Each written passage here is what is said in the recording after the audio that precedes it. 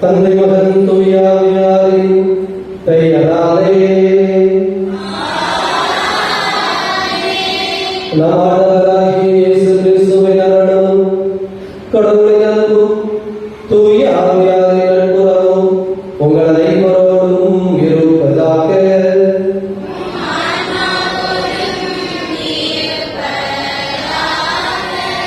அன்றைய குழந்தைகளை தவகாலத்தின் 4வது வாரத்தில் பயணப்பட்டு கொண்டிருக்கிறோம். ஆண்டவர் சில வெளிப்பாடுகளை நமக்கு உணர்த்துகிறார். அவரது உண்மையான அன்பை சுவைப்பதற்கு நமக்கு அழைப்பு கொடுக்கிறார்.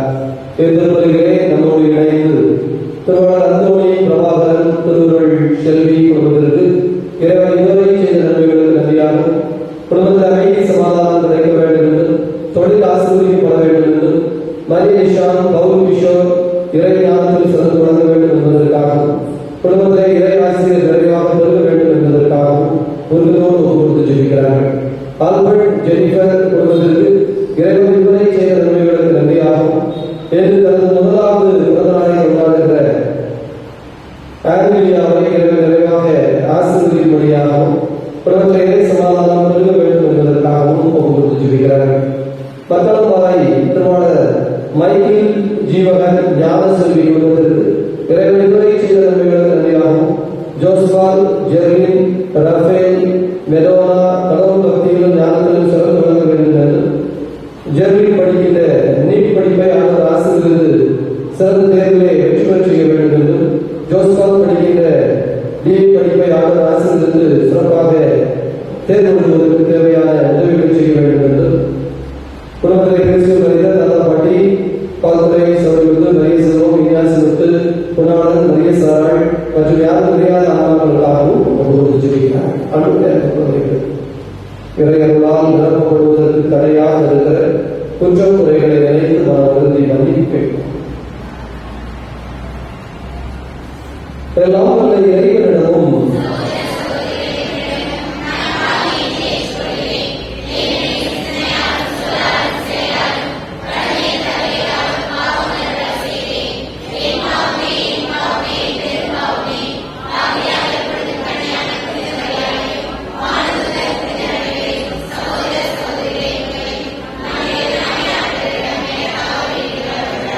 கடவுள் நம்மை இரக்கம் கொண்டு நம் பாவங்களிலிருந்து விடுவித்து நம்மை நிலை வாழ்வுக்கு அழைத்துச் செல்வாராக.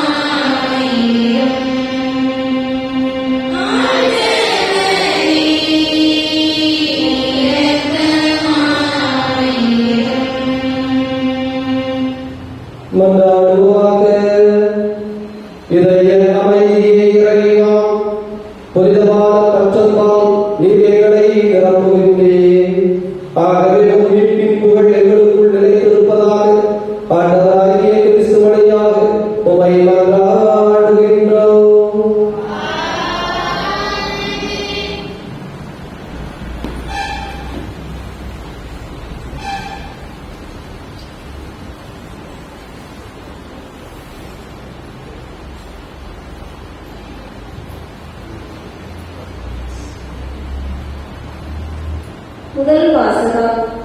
இறைவாக்கினர் எசேக்கியேல் நூலிலிருந்து வாசகம். அதிகாரம் 47. இறை வார்த்தைகள் 1 முதல் 9 மற்றும் 12. இறைவாக்கினர் எசேக்கியேல் நூலிலிருந்து வாசகம். அதிகாரம் 47. இறை வார்த்தைகள் 1 முதல் 9 மற்றும் 12. அந்நாட்களில் வானதூதர் என்னை கோவிலில் கோவிலின் நுழைவாயிலுக்கு மீண்டும் அழைத்து வந்தார். அங்கு நான் கோவிலின் வாயிற்படியின் கீழிருந்து கிழக்கு நோக்கி தண்ணீர் வருவதைக் கண்டேன். ஏனெனில் கோவில் கிழக்கு நோக்கி இருந்தது. தண்ணீர் கோவில் மற்றும் பீடத்தின் தெற்கு பக்கத்திலிருந்து வந்தது. அவர் என்னை வடக்கு வாயில் வழியாக அழைத்து வந்து கிழக்கு நோக்கி வெளிவாயிலின் வெளிப்பகுதிக்கு இட்டு சென்றார். இதோ தண்ணீர் தெற்கு பகுதியிலிருந்து பாய்ந்து கொண்டிருந்தது. அம்மனிதர் கையில் ஒரு அளவு நூலை பிடித்துக் கொண்டு கிழக்கு நோக்கி சென்று 1000 முழம் அளந்தார். பின்னர் கணுக்கால் அளவு ஆழமுள்ள அத்தண்ணீர் வழியால் என்னை அழைத்து சென்றார்.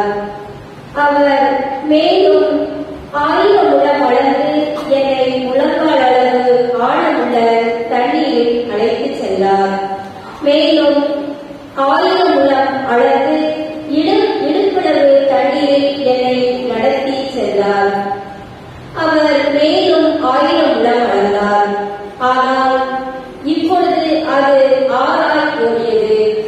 எனவே என்னால் அதை கடக்க இயலவில்லை.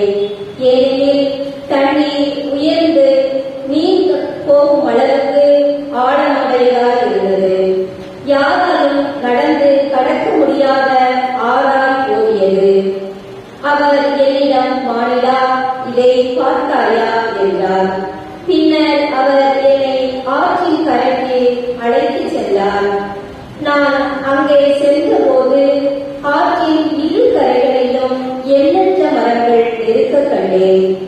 அவர் என்னிடம் உரைத்தது, இத்தண்ணீர் கிழக்கு பகுதியை நோக்கி பாய்ந்து அரபாவில் சேர்கிறது.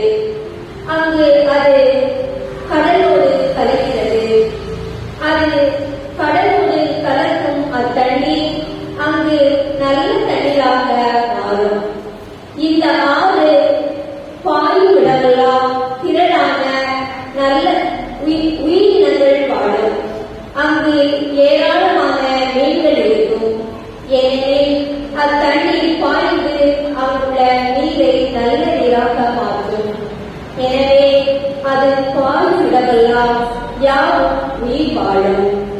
பல வகையான பழமரங்கள் ஆற்றின் இரு மரங்களிலும் வளரும்.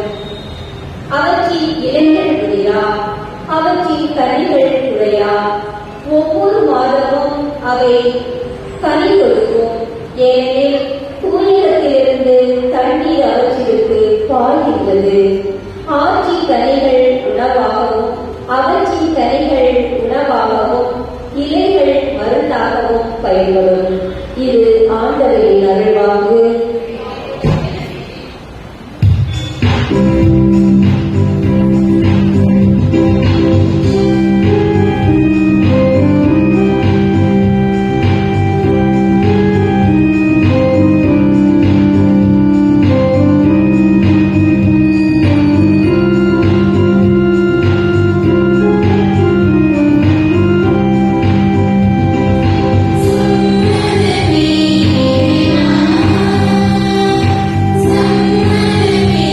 Amen.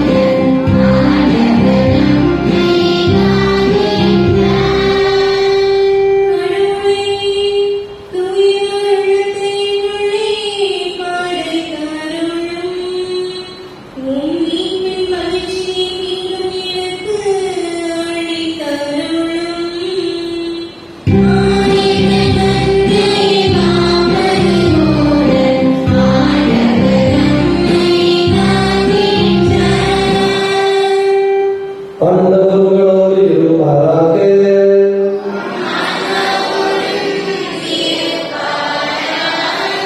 தூய யோவான் எழுதிய தூய நற்செய்தியிலிருந்து வாசகம்.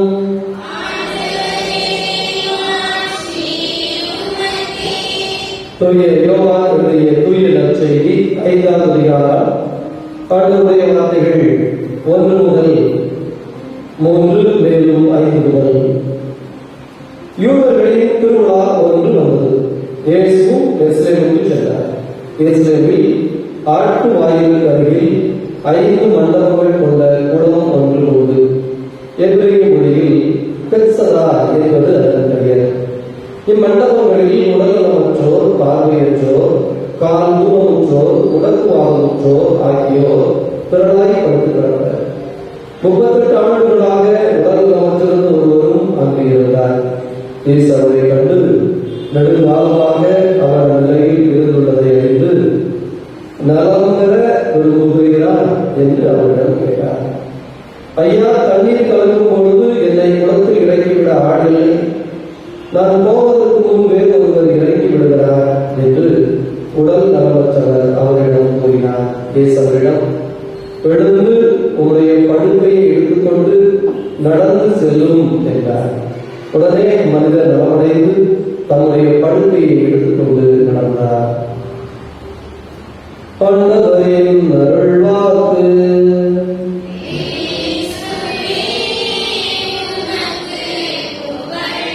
நற்செய்தி வாக்கினால் நம் பாவங்கள் அறிவுறுவாகும். நல்லவர்களை அவருடைய அன்புகளை குழந்தைகளை தவகாலத்தினுடைய 4வது வாரம், தவகாலத்தின் இறுதி பகுதிகளை நெருங்கிக் கொண்டிருக்கிறோம். ஆகவே இந்த வாசகங்கள் ஒரு ஆசீர்வாதமான வாக்கை தருகிறது. ஆண்டவராகிய கடவுள் அபிரகாமை அழைக்கின்ற பொழுது, நீயே ஆசியாக விளங்குவாய் என்று ஒரு வாக்கை தருகிறார். நாமோ ஆசீர்வாதத்தை வெளியே பல இடங்களில் தேடிக் கொண்டிருக்கிறோம். ஆனால் இந்த தவக்காலம் இறுதி நெருங்க இந்த சிலுவையில் தொங்குகிற இயேசு நமக்கு சொல்ல வருகிற செய்தியே நாமே ஒரு செய்தியாய் மாறுவது எப்படி? நாமே சிலுவையில் தொங்குகிற கனி இயேசு கிறிஸ்து. அப்போ இயேசுவை உட்கொள்ள போகிறோம் என்றால் சிலுவை மரத்தில் இயேசு ஒரு கனி, அதனுடைய நிறை. அதுபோல நாமே கனியாய், நாமே மருந்தாய், நாமே உயிராய் மாறுகிற ஒரு வித்தையை தான் இந்த நவகாலத்தினுடைய நாட்கள் நமக்கு சொல்லித் தருகிறது. அதை நோக்கித்தான் இந்த இறுதி பகுதி வருகிறது. குறிப்பாக நற்செய்தி வாசகத்தில் உள்ள வசனம், எழுந்து உன்னுடைய படுக்கையை தூக்கிக் கொண்டு நட.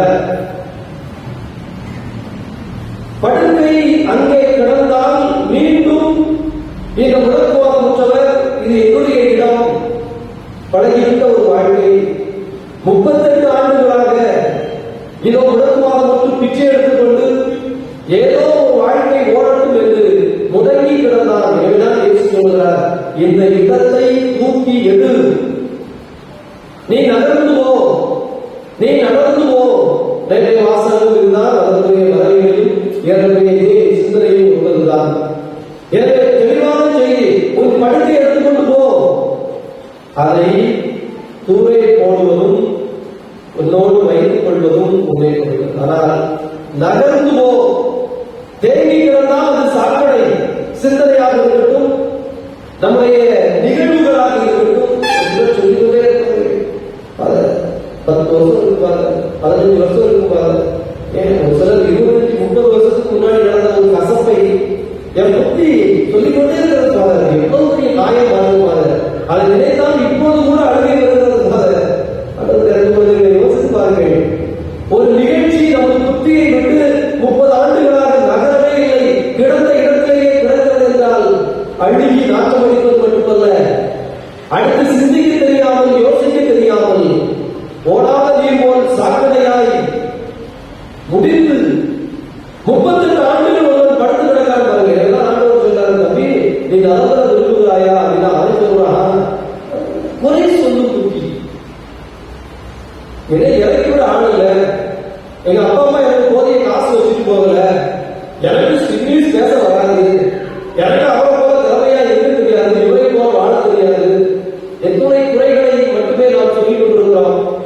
வாழ்க்கையிலே இப்படி வீழ்ந்து கிடக்கிறீர்கள், வாழ்க்கையிலே இப்படி படுத்து கிடக்கிறீர்கள் என்று கேட்டால் என் குடும்பம் எப்படி ஃபாதர் எங்களுடைய எந்த ஃபாதர் இருக்கிறது?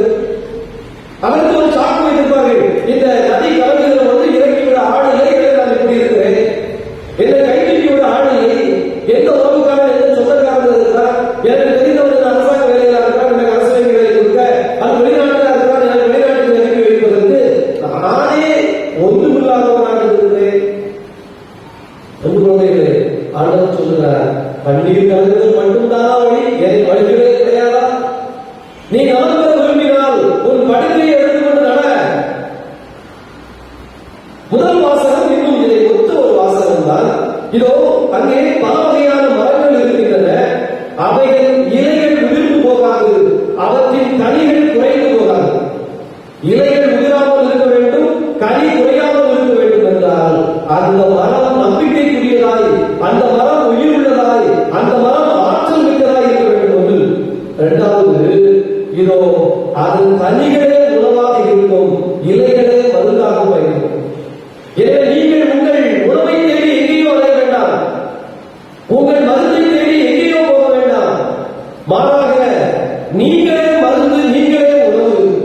Drink from your own well என்று சொல்வார்கள். உனக்குள் இருந்து நீ பருக தெரியவில்லை என்றால் யார் இருந்தாலும் உனக்கு பருக முடியாது. உனக்குள் பொக்கிஷத்தை நீ கண்டுகொள்ளவில்லை என்றால் எத்தனை செல்வங்களை கொண்டு வந்து நிரப்பினாலும் உன் மனம் நிறையாது. உன்னையே நீ அன்பு செய்யவில்லை என்றால் இந்த உலகமே உன்னை அன்பு செய்தாலும் உன்னுடைய உள்ளத்தில் இருக்கிற தாகம் தீர்ந்து போகாது. இத்தவகாலத்தில் இறுதியை நிரப்புகிறோம். ஆழமான சில தத்துவங்களை புரிந்து கொள்ளும் பொருள் இறை ஞானத்திற்காக ஜெபிப்போம். ஆண்டவர் நம்மை ஆசீர்வதிக்கிறார்.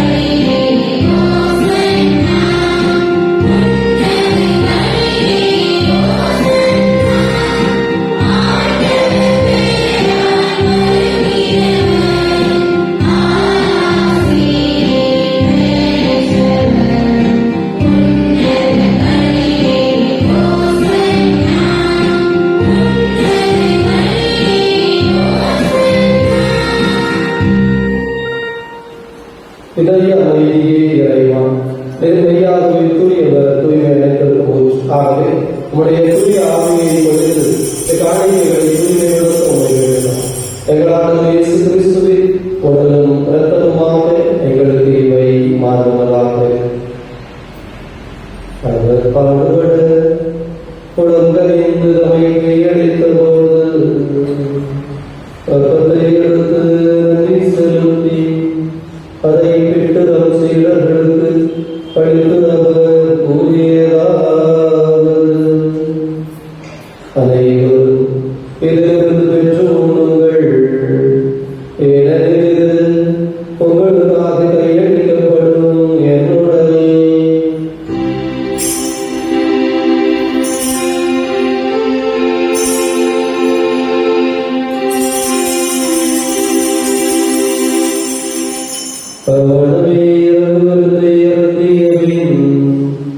என்னுடைய மீண்டும் உமக்கு நன்றி கூறி தம் சீடர்களுக்கு அளித்து அவர் கூறியதாவது: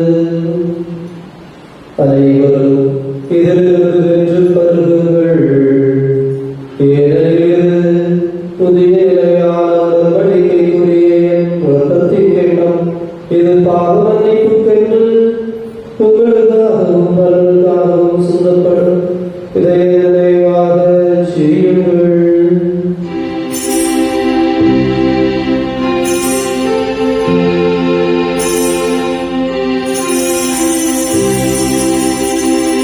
நம்பிக்கையின் மறைபொருள்.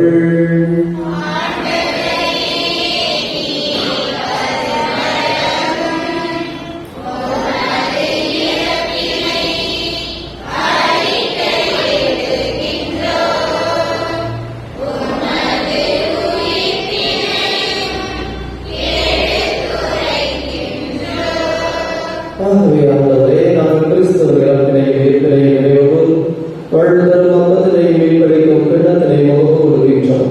பொறுத்திருக்கும் என்று ஊழியம் புரிய தகுந்தவர்கள் எங்களை ஏற்றுக்கொண்டு எனவே மக்கள் நன்றி செலுத்துகிறோம். மேலும் கிறிஸ்தவின் உடலில் இரத்தத்தில் பங்கு கொள்ளும் எங்களை தூய் ஆவியானவர் ஒன்று சேர்க்க வேண்டும் என உண்மை தாழ்மையுடன் வந்தாடுகிறோம். ஆண்டவரே, உலகம் முழுவதும் பரவி இருக்கும் உணவை நினைவு கூறுகிறார். சிறப்பாக எங்கள் திருத்தந்தை பிரான்சிஸ் எங்களாயிரம் கவனிச்சாலும் பல அன்பின் குழந்தைகள் அனைவரையும் தெய்வீக அன்பினால் நிறைவு செய்கிறது. உயிர்கொள்வோம் என்கின்ற எதிர்நோக்குடன் கிறிஸ்துவில் மறித்த ஆன்மாக்கள் பால்துறை சமீபத்து மரிய செல்வம், விஞ்ஞாசமுத்து, குணாளன், மரிய சாரல் மற்றும் யாரும் முடியாத ஆன்மாக்கள், எங்கள் குடும்பங்களில் இறந்த ஆன்மாக்கள் அனைவரையும் ஒளி நிறைந்த ஒன்றும் ஏற்றுக்கொள்ளுங்கள். அனைவர் மீது இறக்கமாயும் கடவுளை தன்னித்தாயான மாட்சிமிக்க மரியாதை அப்போஸ்தலர் இவ்வுலகில் உகந்தவராய் இருந்த புனித அனைவருடன் தாங்கள் நிலைவாழ்வில் பங்கு கொள்ளும் தகுதி பெற்று கொண்டுள்ளவர் இயேசு கிறிஸ்து வழியாக உம்மை புகழ்ந்தேத்து வரவர்கள் உம்மை மன்றாடுகிறோம். இவர் வழியாக இவரோடு இவரையும் எல்லாம் வல்ல இறைவனாகிய தந்தையே தூயாவியாரை ஒன்றிற்கும் எல்லா புகழும் ஆட்சியும் என்றென்றும் உமக்கு உரியதே.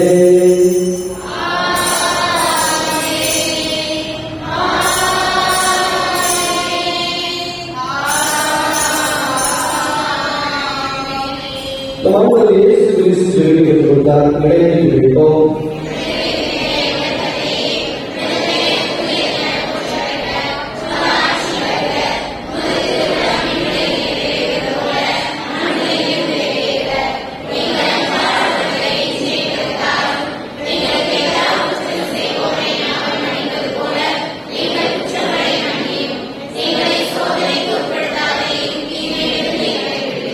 ஆண்டவரே, தீமைகளுக்கு செவித்த அமைதியை தந்தருடன் பாவத்தில் இருந்து விடுதலை பெற்று நானும் வாழச் செய்கிறது.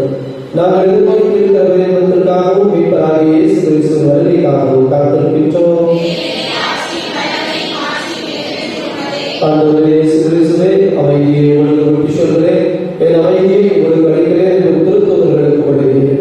எங்கள் பாவங்களை பாராமல் ஒரு திருவையின் நம்பிக்கையை கண்டோம். அதற்கு அமைதி ஒற்றுமை தந்துள்ளீராக என்றென்று வாழ்வாட்சி செய்கின்றவர்களே.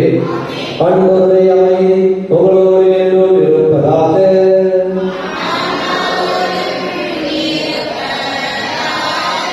ஒருவர் ஆண்டவரின் அமைதியை மகிழ்ச்சி அறிவிக்கிறது.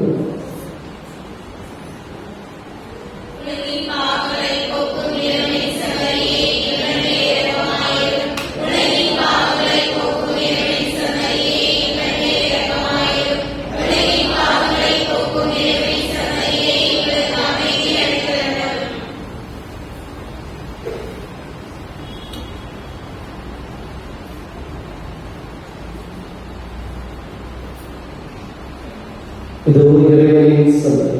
இவரே உலகின் பாவங்களை போக்குகிற தெய்வம். தெய்வத்தினுடைய விருதுக்கு அழைக்கப்பட்டிருக்கிற நாம் அனைவரும் பேர் பெற்றவர்கள்.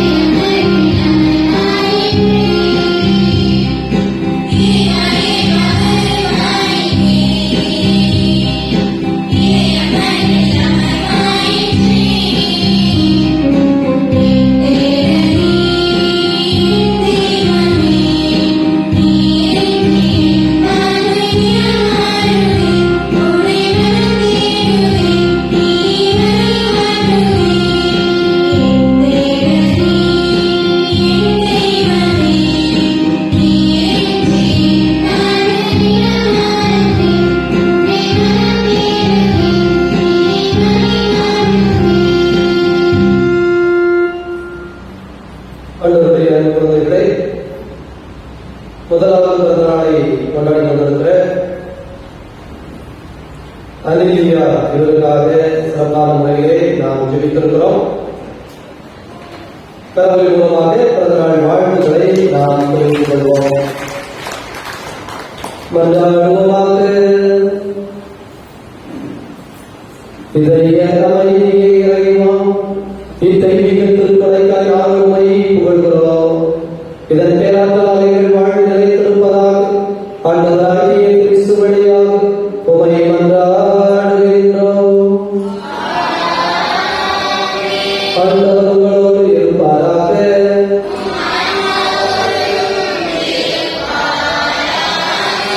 வல்லவர்கள் தந்தை மகன் தூயாவியார் உங்களை நிறைவாக ஆசீர்வதிப்பாராக. உண்மை பிள்ளைகளாக சென்று வாழுங்கள். பேரின்பம் தொடரட்டும்.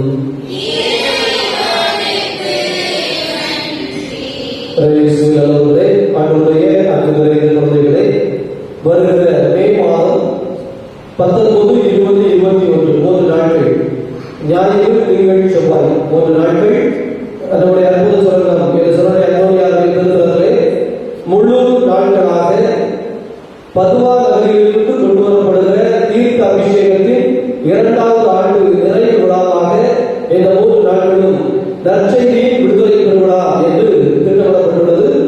ஆகவே நமக்கு வெளியிலிருந்து ஜெபம் குழுவினர் அதற்கு வருகிறார்கள்.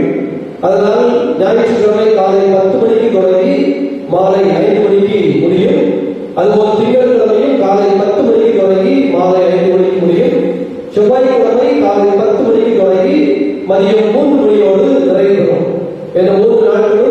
மதிய அசர விருந்து நடைபெறும். எனவே உபவாச ஜெபம் அல்ல, ஆனால் ஆண்டவருக்குள் இந்த மே மாதத்தை முழுமையாக ஒப்புக் கொடுக்கிற தீர்த்த அபிஷேகத்தினுடைய 2வது ஆண்டு நிறைவு பெறுகிறார். ஆகவே இந்த 3 நாட்களும் உங்களுடைய கையில் இப்போது நீங்கள் குறித்து வைத்துக் கொண்டு அன்போடு கேட்டுக்கொள்கிறோம். காலை 10 மணி முதல் மாலை 5 மணி வரை முழுவதும் இந்த இடங்களில் நீங்கள் முழுமையாக கலந்து கொண்டு அன்போடு கேட்டுக்கொள்கிறோம். உங்களுடைய கருத்துக்களை நம்முடைய வாட்ஸ்அப்பிலே நீங்கள் வாட்ஸ்அப் குழுவில் ஏற்கனவே இருக்கிறீர்கள். எனவே தத்துவமையாக என்கிற வாட்ஸ்அப் குழுவிலே உங்கள் கருத்துக்களை நீங்கள் பகிருங்கள். நீங்கள் அன்பிய பொறுப்பாளர்களாக இருந்தால் அல்லது ஏதாவது பக்த சபையில் உங்கள் பங்கில் பொறுப்பாளர்களாக இருந்தால் திருப்பதி முடித்த பிறகு இங்கே உங்களுடைய போன் நம்பரை கொடுத்து சொல்ல அன்போடு கேட்டுக்கொள்கிறோம். உங்கள் பங்கு தந்தையரோடு கலந்து பேசிய பிறகு இங்கே ஒரு நாள் திட்டமிடுதல் கூட்டம் நடைபெறும். ஒரு நாள் இதற்காக சபைகளில் பொறுப்பாக இருக்கிற மூப்பர்களை அழைத்து ஒரு நாள் 3 மணி நேரம் சிறப்பு தியானம் வைத்து அதற்கு அடுத்து இந்த நிகழ்வுகள் எல்லா மக்களோடும் கலந்து பேசி அவர்களை இங்கே அழைத்து கொண்டு வருவதற்கான வழிகள், இந்த நிகழ்வுகளை நடத்துவதற்கான வழிகள், உங்கள் ஊரிலே இதை மற்றவர்களோடு கலந்து கொள்வதற்கான வழிகள் என்பது குறித்து திட்டமிடப்படும். தயவுசெய்து பாசத்தோடு அன்போடு கேட்டுக்கொள்கிறேன். நீங்கள் இன்றைய பொறுப்புகளில் இருந்தால் திருப்பணி முடித்தவுடன் உங்களுடைய போன் நம்பரை கொடுத்து செல்ல அன்போடு கேட்டுக்கொள்கிறோம். மே மாதம் நடைபெறுகிற தீர்த்த அபிஷேக பெருவிழாவின் 2வது ஆண்டு நிறைவு விழா மே மாதம் 19, 20, 21 ஞாயிறு